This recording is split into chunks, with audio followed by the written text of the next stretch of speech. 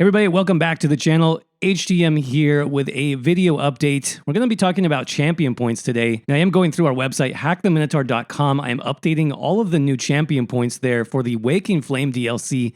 And there's a lot that's actually been added to the CP 2.0 system this patch. We have brand new Sub Constellations that I want to look at in more detail with you guys. But I also want to talk about the champion point system in general. It's been, about 6 months now since we've had the brand new CP 2.0 rollout.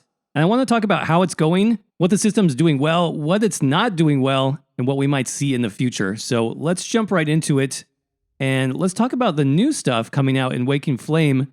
Now, the biggest changes are happening in the red tree over in Fitness, and that's because we have 3 new Sub Constellations, these purple stars that really stand out from the background. These are Sub Constellations now, which means that they have more stars, basically a second layer of champion points. Each of these has a different theme, and this isn't new necessarily. We've had these in the blue tree before. Actually, when the system rolled out, we had 2. We had Staving Death, and we had Extended Might. Then we had this one, Mastered Curation was added recently, and then these are the newest additions. So I want to look at these first and see if these might be useful to you. Now, I have been using a few of them. I think in the red tree, there's just not as much good stuff, so some of these actually are kind of useful. My favorites are over in Wind Chaser. This is the new, one of the new sub-constellations in Fitness.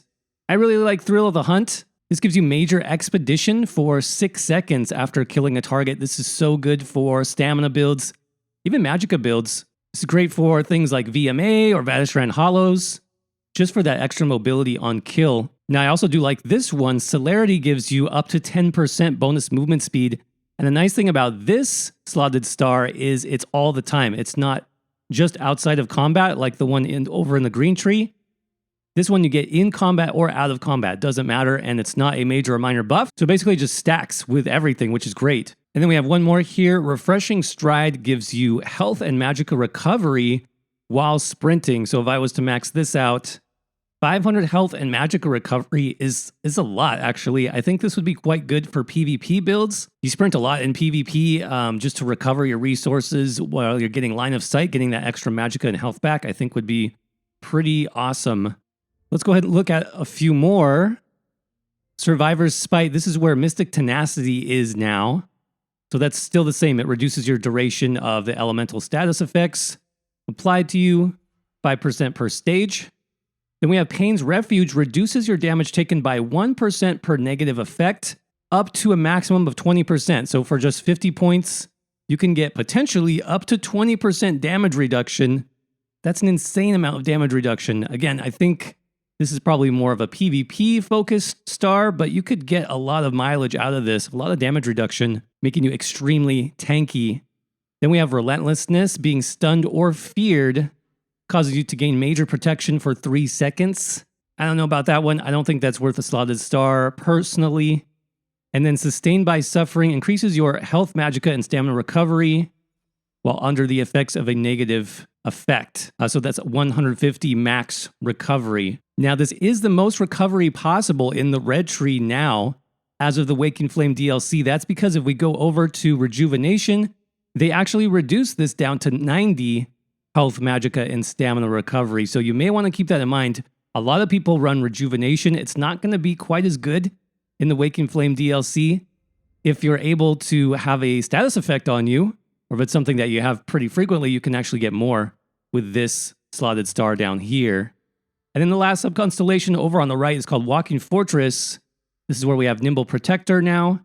Then we have 3 additional slotted stars. Ward Master reduces your damage taken while blocking and under the effects of a damage shield. That's pretty specific. I don't know, there are some builds that I run that use a lot of damage shields.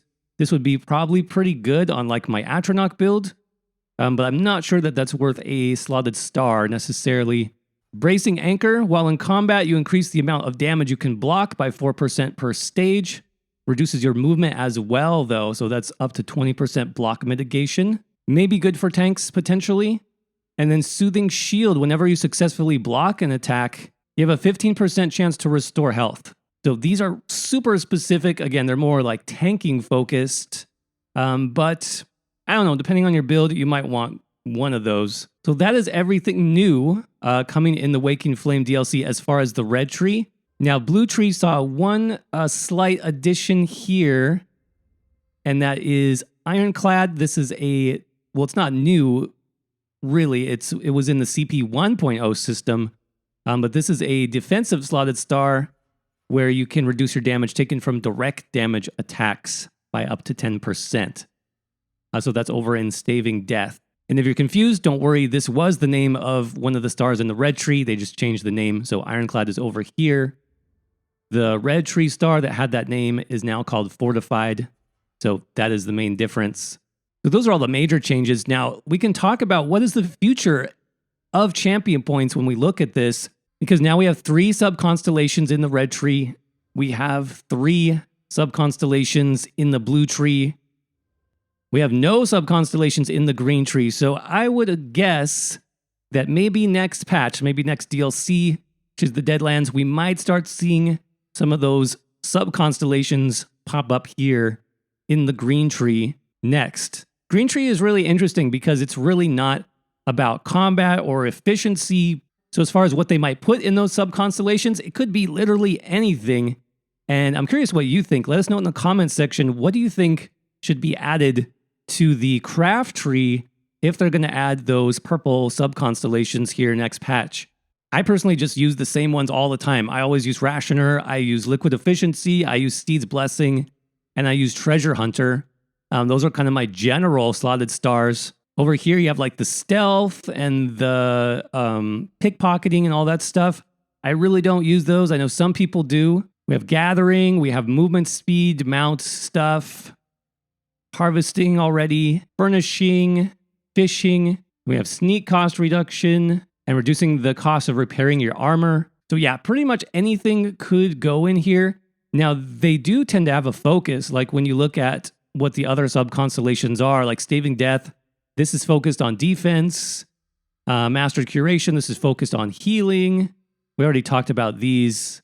This one is focused on speed. This one is focused on blocking. So there tends to be like a theme for the sub-constellations. So that would be interesting to see what theme they pick.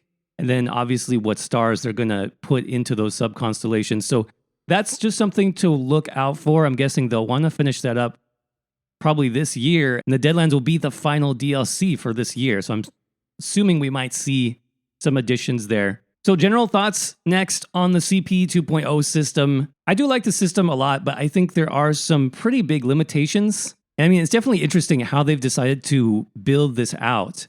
One of the things they've really done is they've focused on slotted stars.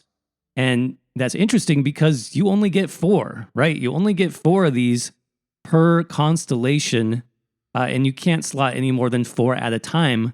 So the fact that most of these constellations have like 20 to 30 slotted stars is pretty interesting. Like, you can't do a whole lot with those, right? You really have to narrow down the focus of your build into exactly what you want to do. You can unlock more and switch them out if you want, if you have extra points, but you can only have 4 active at a time. So me, whether I'm doing a solo build, DPS build, something for arenas, I usually just focus on damage. I'm going to do either Biting Aura or Deadly Aim. I'm going to do probably Mastered Arms, Thaumaturge, so I'm already at 3 because damage is very important in this game. That's 3 out of 4, and then usually my 4th will either be Fighting Finesse, or maybe something else like Wrathful Strikes. So the main problem with this, I mean, it works obviously for damage, but it's not that interesting, right? I don't have anything major that's changing the way I play or giving me a new play style. Even though there's options for that, I can't take them because I need my damage, right? And they actually did create them. You know, there are some interesting things here that I do like to use, like Occult Overload. This creates a big old Oblivion damage explosion. I also like Reaving Blows. This is like a mini Ring of the Pale Order, basically. Stuff like this was exciting to me when it first came out because it was new, it was interesting, and it was adding, you know, different play styles to my build that I didn't have access to before. So I would love to see them add more things like that, especially if they're going to roll out new sub-constellations. They sort of did it over here. You can see that's why I'm using these, because it is giving me new things that I don't have, like Major Expedition on Kill or 10% movement speed at all times. I think that's good. I think we need more stuff like that. But we still have the barrier of the 4 slotted stars. So I think that's where maybe moving into next year, they might need to consider another way of managing that. Either adding more stars, maybe they up this to 5, maybe 6, or they take some of these and they make them passives. Like I said earlier, the power of this system is really taking your build and customizing it and giving you different play styles. These stars over here are just flat damage. They don't do anything new or interesting for my build. So I could see those becoming passive stars. They're really not changing my build at all. They're just making it slightly more powerful. I would personally like to see more passives added to this system, or even like we said, some of these changed from slotted stars to passive stars, because there's just not that many passives. Over in the blue tree, we have Precision, we have Piercing, Battle Mastery, Mighty. And then you have a couple of your defensive passives, but that's really it. There's not a lot to actually put your points into in terms of passives, which, those of us that have more points, it feels like the system is a little bit shallow in that way, right? I think that's one of the problems that has come about with CP 2.0, especially since the passives that are here were also cut in half, right? They were reduced. It used to be you could invest 40 points and get a lot of stats. Actually, you could get a lot of crit chance and a lot of penetration from these, and you can't do that anymore. So players like me who have more CP, I think it's limiting in that way. I get that they don't want, CP 2000 players to be ultra powerful, but maybe they could get around that by just adding more passive options. So that is what I would like to see, at least. More passive options, more slotted stars that actually do something different and give me a different playstyle. And then in the future, perhaps next patch, definitely keep an eye out for new slotted stars coming for the green tree. I think we'll be seeing those really soon. But that's all I have for you guys in this video. If you have any questions about the CP 2.0 system, I'll have a link down below for our complete guide. We're adding all of the new CP stars there, as well as the Sub Constellations. So definitely check those out if you want to see what is new. If you have any feedback for the developers on the CP 2.0 system, make sure you leave those down in the comment section below. If you have any ideas for new stars, new constellations, or just changes to the overall system, let us know what you think. I'd definitely be interested to read those. As always, if you enjoyed the video today or you found it informative, don't forget to crush that like button. Make sure you're subscribed right here for much more ESO content in the future. And thanks again for watching. I hope you're doing well. Stay safe out there, and I will see you around in the next video. Hey everybody, just a quick note that we are continuing to update our members-only build library right here on YouTube with unique and original ESO builds that you won't see anywhere else, like our Grind God Stamina Sorcerer that's perfect for quickly grinding champion points or solo arena content. This build is insanely fast and powerful enough to cut through most enemies like a hot knife through butter. For more information on becoming a channel member, just click on that join button down below. And for a full list of members-only builds, check out the links in the video description. Big shout out to all of our channel members for their continued support. You all are amazing. Thanks to everyone for watching this video, and I will see you around in the next one.